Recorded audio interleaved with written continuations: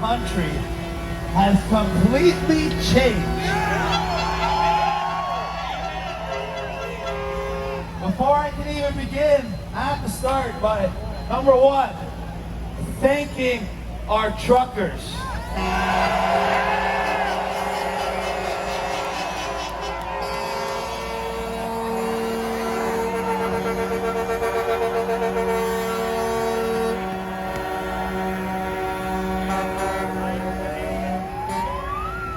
Not enough can be said for these frontline warriors that took it upon themselves to be the first group in Canada to stand in united non-compliance.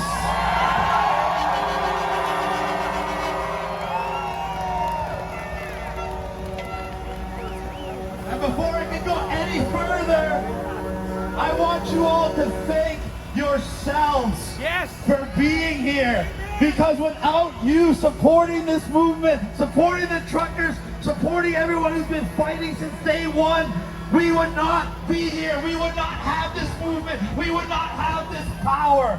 So thank you, Canada, from the bottom of my heart.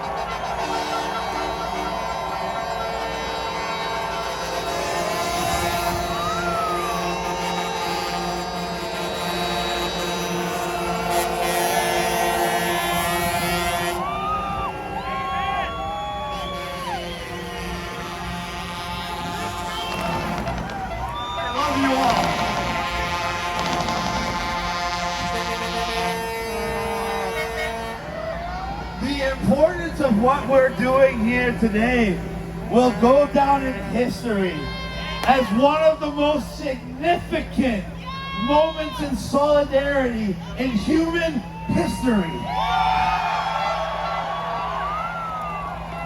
For nearly 2 years, I've been doing every single thing in my power, and so have many others, to try to achieve what people thought could not happen. The people coming together, despite of all the ways they try to divide us, despite of all the lies and propaganda, we stand united, we stand strong, and Canada is now the beacon of light and hope and freedom for the entire world!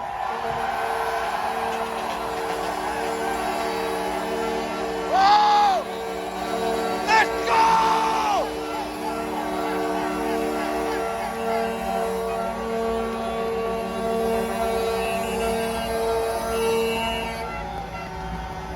Who around the world would think that the docile, the friendly, the nice Canadians would be the ones to stick their feet into the sand and say enough is enough? It's time to take our country back! Taking it back! Taking it back!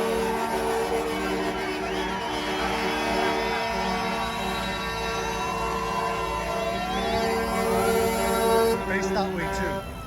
And our voice has reverberated so far around the world.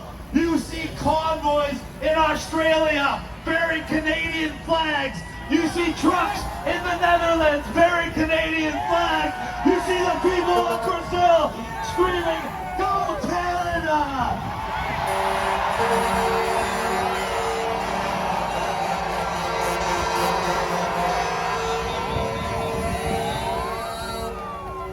We see freedom rising around the world.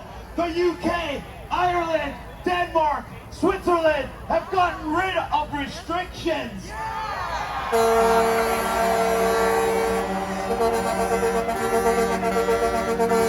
And they're not going to be the only ones. They're going to be the first of many. The domino that started to fall, the tidal wave is coming in, ladies and gentlemen. And it's coming here to Canada. What do we see already? Besides the fact that our fearless leader is nowhere to be seen, hiding in a hole, making threats that he can't cash in on. What do we see? Scott Moe in Saskatchewan backing down against the mandates. Jason Kenney in Alberta backing down against the mandates. And why? They're going to say it's because they got Omicron under control. No, it's because we got them under control. Yes!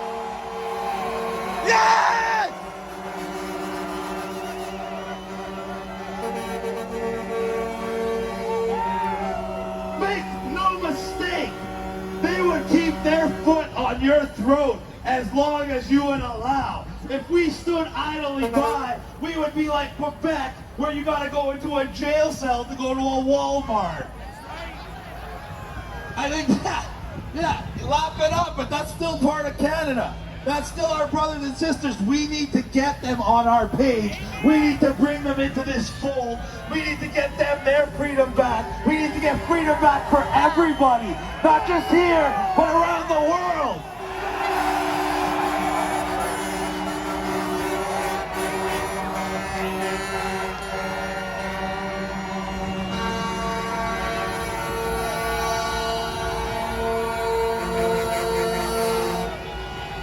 We are reaching the end of phase 2 of united non-compliance, taking action. And it's going to end with us taking our freedoms back. But we cannot stop there. We got to keep the pressure on, moving into phase 3 of united non-compliance. My personal favorite, holding them accountable.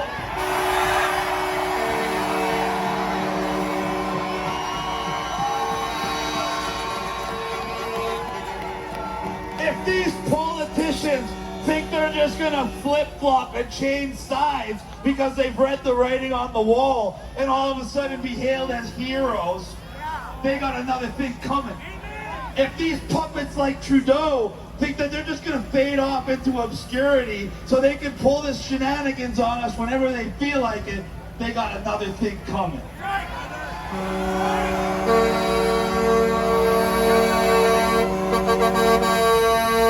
We are in a position where we can not just get our freedoms back, we can reshape our country in a way that makes it better than it ever was. Better than any country in the history of the planet. We have the largest landmass, the most resources, the most diverse population. There is no reason why without the right governance, we cannot have a golden era of Canada where people have so much more than they ever thought possible. And it's all how we react now. They are going to try to do everything. You've seen what they're trying to do in the media. This is a racist movement. It's anti-Semitic. It's anti-black. It's anti-homo. It's homophobic. It's transphobic. Are you serious? Can you even walk around more than 5 steps without someone smiling at you or shaking your hand or giving you a high five?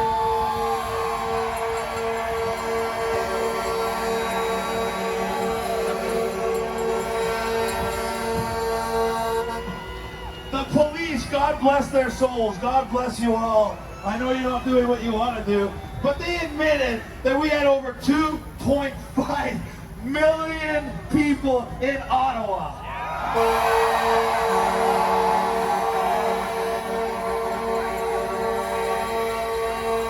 And there is so much love and so much togetherness. I don't even think somebody fell and scraped their knee, let alone had cried or anything. And this is what the dirty tricks the city's been pulling with trying not to let us get rid of garbage, trying not to let us pump out porta potties, trying to prevent emergency vehicles from where they gotta go. Why? So they could try to make this look bad. So they could try to make this look unlawful. There is nothing more lawful than standing up for what's right.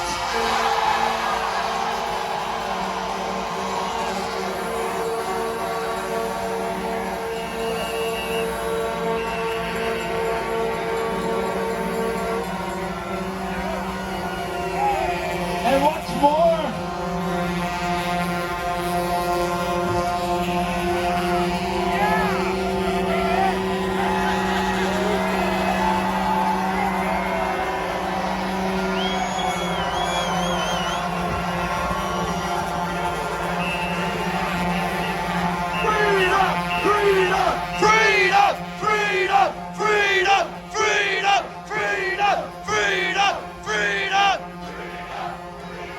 how good does that feel, ladies and gentlemen?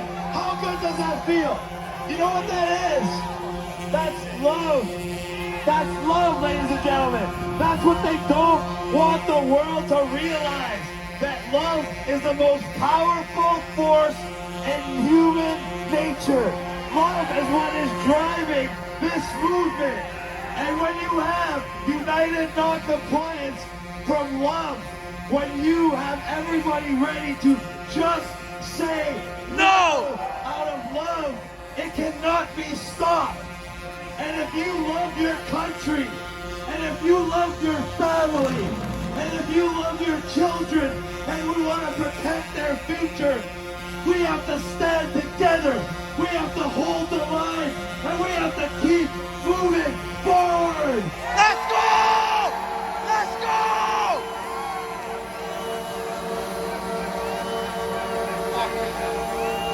Yes!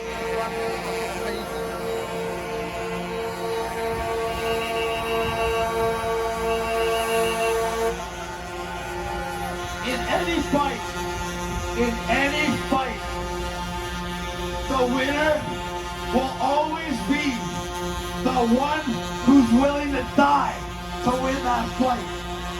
And I stand here before you, and I pledge my life, my very last breath, to fighting for freedom.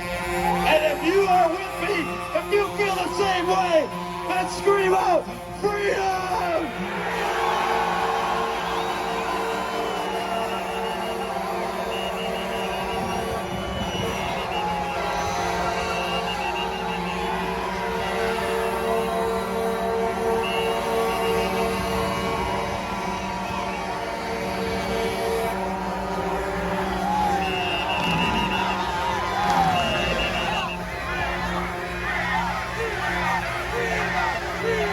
Freedom!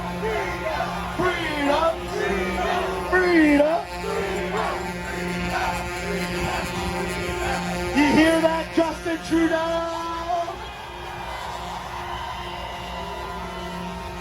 You hear that, every wannabe dictator around the world? Canadians have stood up. Canadians have lit the fire. Canadians are leading the way. And there's nothing that's going to stop us. In fact, we've already won.